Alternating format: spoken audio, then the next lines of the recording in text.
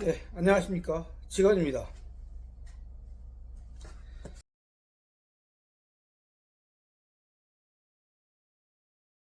오늘은 버스 직업을 갖고 일에 종사하는 분들에게 앞으로의 미래에 대한 얘기를 좀 해볼까 합니다. 요즘에는 그 노후 설계라는 얘기를 많이 합니다. 근데 사실 노후 설계라는 게 가장 중요한 건 기본적으로 내가 수입이 있어야 노후 설계가 가능한 것이겠지요. 수입이 없는데 노후 설계는 할 수가 없습니다. 요즘에 방송이나 여러 군데서 이야기하는 재테크나 이런 것도 기본적인 시드가 있어야 그게 가능한 일이라고 생각합니다. 그거는 일단 다른 곳에서 많이 알아보시고요. 저는 이 버스가 왜 노후에 장점을 가질 수 있는가라는 걸 이제 제 기준에서 간단하게 이야기를 해보려고 합니다. 일단 저희가 기본적으로 이제 급여 부분에 대해서 지난번에 말씀드린 대로 연봉 현재 상태로 5,800에서 6,000 정도의 연봉이 지금 지급되고 있습니다. 근데 이제 어쨌든 이 연봉도 계속 상승을 합니다.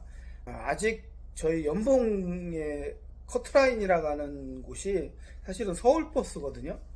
이 연봉이 아직도 서울버스하고는 차이가 좀 많이 있습니다. 그래서 이 광역이 기본적으로 급여 수준을 서울버스에 준하는 수준으로 맞추려고 조금씩 노력을 하고 있습니다. 그래서 급여 부분도 좀 많이 올라가기 때문에 안정적으로 진행이 될 수 있습니다.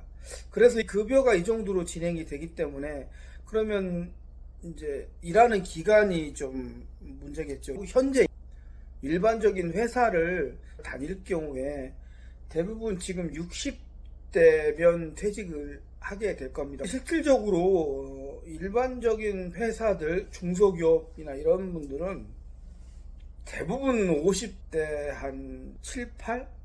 55세 이후면 퇴직을 거의 한다고 보시면 됩니다.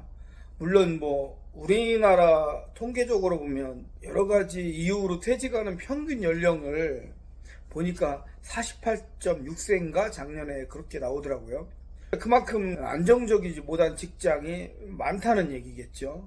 어쨌든 이 버스는 기존의 그런 직장보다 조금 더 정직원으로 일을 할 수 있다. 현재 상태에 제가 55세 기준으로 보면 63세까지는 지금 결정이 돼 있는 상태입니다. 작년에도 작년 기준으로 61세로 올렸고요. 이게 차츰차츰해서 저 같은 경우 63세까지 하는데 지금 서울버스 쪽이 64세로 논의가 되고 있다는 얘기가 들립니다. 그래서 저희도 64세를 따라갈 것 같고요. 지금 정부 정책이나 이런 거 뉴스를 간간히 보면 국민연금에 맞춰서 65세로 정년을 연장하자는 얘기가 심심치 않게 들리는 걸로 봐서는 조만간에 더 연장이 되는 그런 일이 있을 것 같아요. 어쨌든 지금 다른 직종이나 다른 비해서 그 63세까지 정년을 할 수 있고 또 운이 좋으면 촉탁이라고 해서 다시 재계약을 해서 1년씩 연장을 할 수가 있습니다. 그런데 그거는 사실 다 그렇진 않고 일부만 그렇게 되다 보니까 그거는 일반적인 얘기가 아니라 사실은 드리기 좀 어렵습니다. 그거는 이제 회사 다니면서 그때 상황에 맞춰서 되면 좋고 안 되면 뭐 어쩔 수 없는 부분이기 때문에 제가 이렇게 결정할 수 있는 부분이 아니라 그거는 그때 상황에 맞춰서 하시면 되고요. 그래서 현재 63세, 앞으로도 64세, 5세까지는 충분히 할 수 있을 거라고 좀 생각을 합니다. 이 기본적인 수입이, 일을 한다는 게 기본적인 수입이 어느 정도 때문에 이거를 이제 자기의 노후를 위해서 준비를 하면 지금보다 훨씬 나은 삶을 살 수 있을 거라고 생각합니다. 그 밑바탕이 저는 예전에 회사 생활이었고 지금 이곳에서 계속 연장을 해서 그때까지 할 수 있다는 게 저는 가장 큰 밑거름이라고 생각을 합니다. 뭐 양이나 정도의 차이는 그건 개인별로 다 알아서 할 문제고요. 기간으로 보면 현재 그렇습니다. 그리고 또 운전이라는 직업이 이제 경력제 직업이라는 거를 다들 알고 계시죠. 그래서 이 경력이라는 게 내가 뭐 어디서 몇 년을 일했다 이게 경력이 아니고 저희 그 노란 번호판을 가진 영업용 또 대중교통을 운행했다는 그 경력 증명이 경찰서에 가시면 뛸 수 있습니다. 그걸 띄면 거기에 여러 가지 전체적인 경력이 다 거기에 나옵니다. 그래서 이제 이 말씀을 왜 드리냐면 그런 경력이 65세 이후에 만약에 여기서 퇴직을 하고 내가 다른 데서 여기 다시 촉탁으로 일을 못할 경우에도 그 경력을 가지면 일할 수 있는 곳이 많이 있다고 생각을 합니다. 딱히 지금 생각나는 거는 전세버스, 출퇴근버스라든가 관광버스 그러죠. 대부분들. 왜냐하면 기존에 이제 하시던 분들이 다 퇴직하고 나가는데 현재 기사가 많이 부족한 상황에서 계속 늘리니까 사실은 그쪽으로 가는 사람이 좀 적습니다.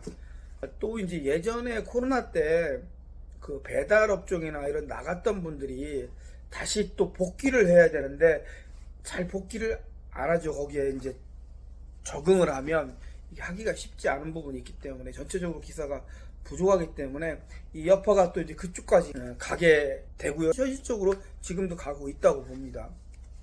어쨌든 지금 관광버스나 이 전세버스 쪽도 일할 수 있고 학원버스 같은 것도 있고 요새 시골에 가면 초등학교를 아침에 출퇴근 시켜주는 거 있고 또 자기가 이제 면허를 사서 조금 할 수 있는 그런 부분도 있고 여러 가지로 운전에 대한 거는 그런 일을 다시 찾아서 할 수 있는 그런 경력이 준비가 되기 때문에 이런 것 때문에 버스가 괜찮은 장점으로 작용하는 부분이 있습니다.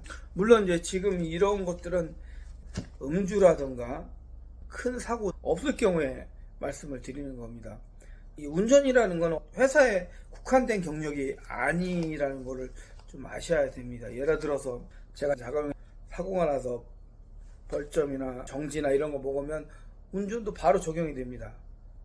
그러니 그런 거를 좀 생각을 하셔야 돼요. 자가용 따로 버스 따로가 아닙니다. 운전은 다 똑같습니다. 거기서 면허 취소되면 그냥 적용이 똑같이 됩니다. 그래서 그거를 좀 명심하시면 좋고요.